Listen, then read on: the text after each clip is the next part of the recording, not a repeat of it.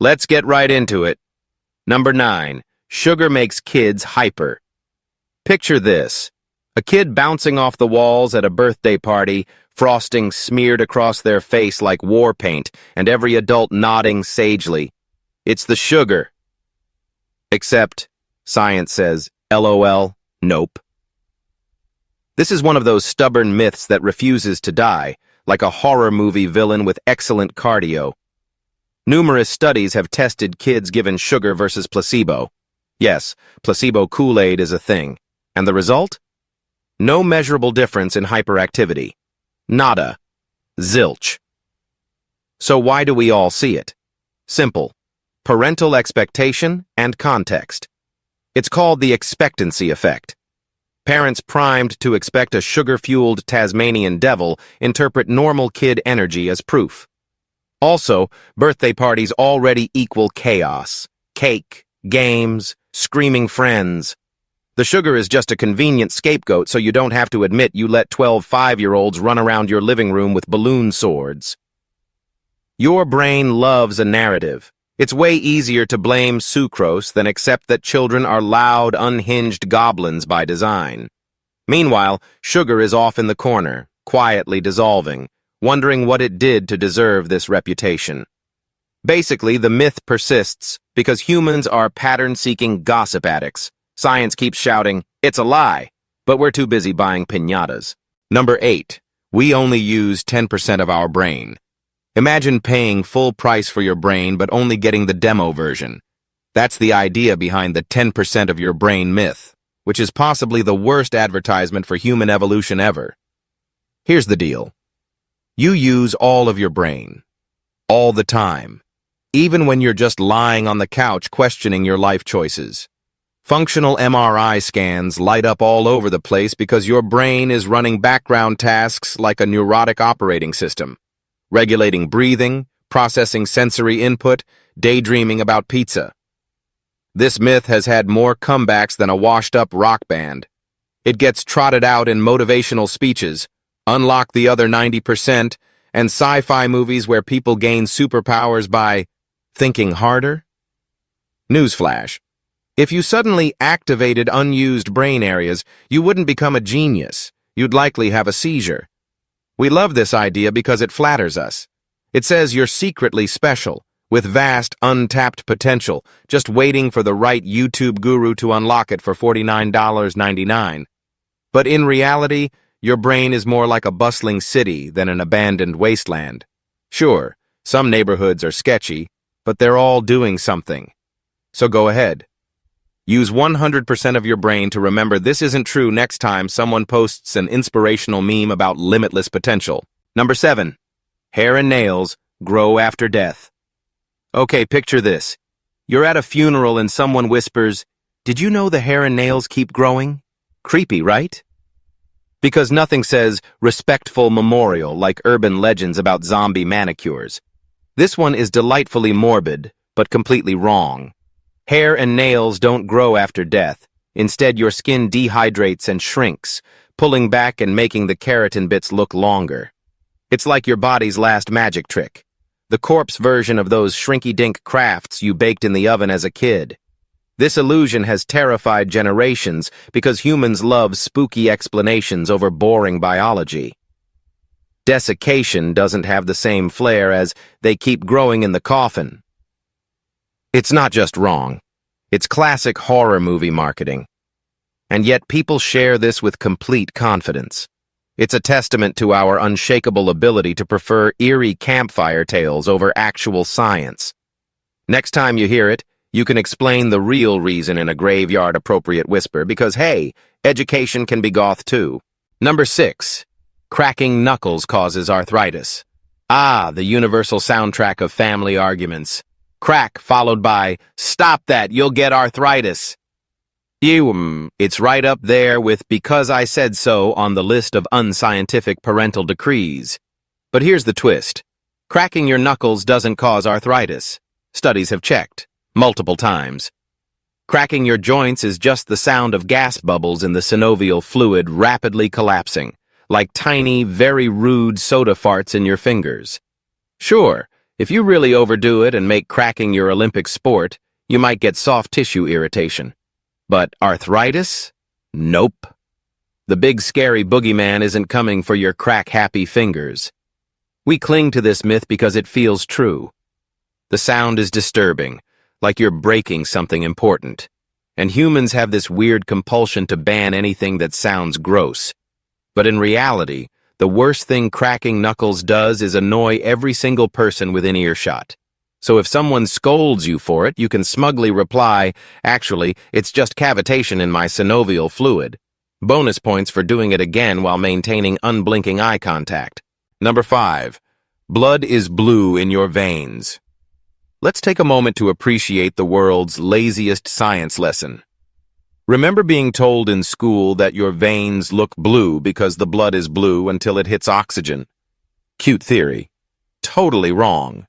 Your blood is always red, always. The shade varies a bit. Oxygenated blood is bright red, deoxygenated blood is darker, but never blue. Veins look blue because of how light penetrates and scatters through your skin. It's an optical illusion. If your blood were actually blue inside you, you wouldn't be a human. You'd be a horseshoe crab. Or royalty, but in a literal Smurf kind of way. We love this myth because it's a convenient explanation for a confusing observation.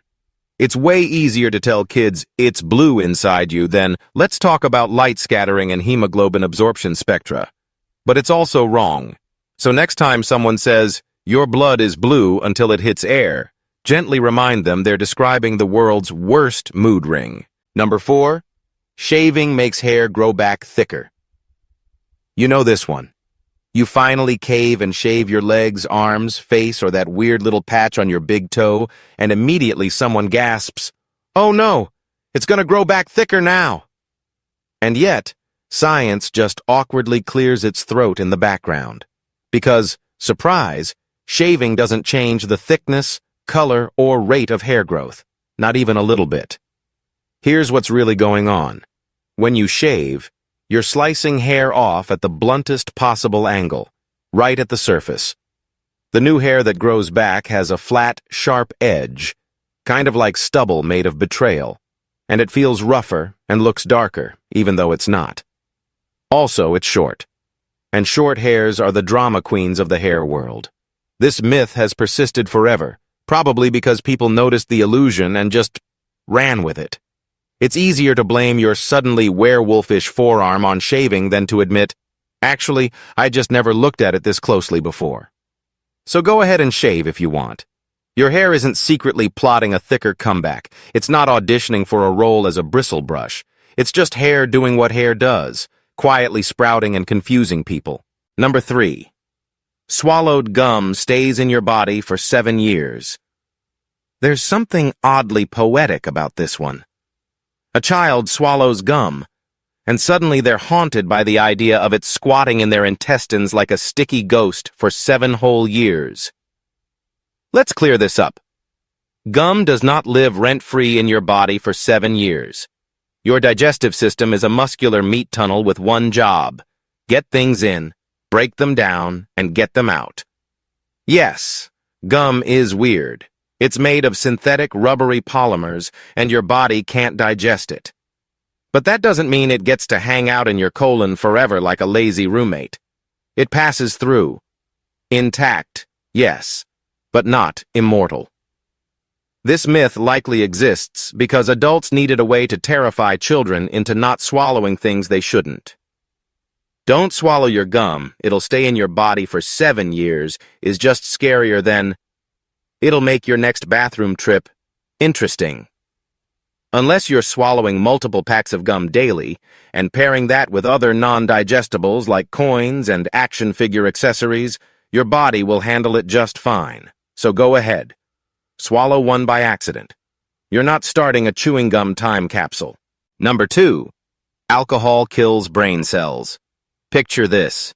You're at a bar, drink in hand, and someone sagely intones, "Careful, you're killing brain cells with every sip." As if your brain is a fragile Jenga tower just waiting for the booze to topple it. Well, guess what? Alcohol doesn't kill brain cells. It does mess with them. It's not exactly kale smoothie for your neurons, but it doesn't line them up and execute them on sight. What actually happens is more nuanced and arguably less fun to warn people about. Alcohol interferes with communication between neurons, mucks up your neurotransmitters, and can damage dendrites, the little branches that let neurons talk to each other. Think of it less as murder and more as temporarily trashing the office so no work gets done. Long-term heavy drinking can cause brain shrinkage and cognitive issues, but even then, it's not because you're killing off cells wholesale. It's more like you're ruining the furniture and cutting the power. Your brain's still there, just sad. So the next time someone says, that drink is killing your brain cells, you can calmly respond, actually, it's more of a neurotransmitter clown car pileup. Then sip your drink with smug scientific accuracy. Number 1, humans have 5 senses. Let's end on this classic lie we all learned in kindergarten. The 5 senses: sight, smell, hearing, taste, touch. Neat, simple, wrong. Your body is basically a sensory theme park with way more attractions than 5.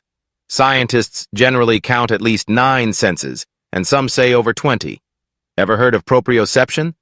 That's your sense of where your body is in space, so you can close your eyes and still touch your nose without slapping yourself. There's also equilibrioception, balance, thermoception, temperature, nociception, pain, interoception, internal states like hunger and needing to pee, and more. If you only had 5 senses, you'd be stumbling around like a half-functioning Roomba. We stick to the 5 senses myth because it's tidy and old. Aristotle sold it to us over 2,000 years ago, and we never bothered to update our software. It's the Windows 95 of human anatomy lessons. So next time someone says humans have 5 senses, you can gently correct them while counting out the bonus ones on your fingers like a smug little biology elf. Knowledge really is power. Or at least it's the power to ruin parties with fun facts. That's all for today. I'll be making similar videos in the future. Subscribe to see them.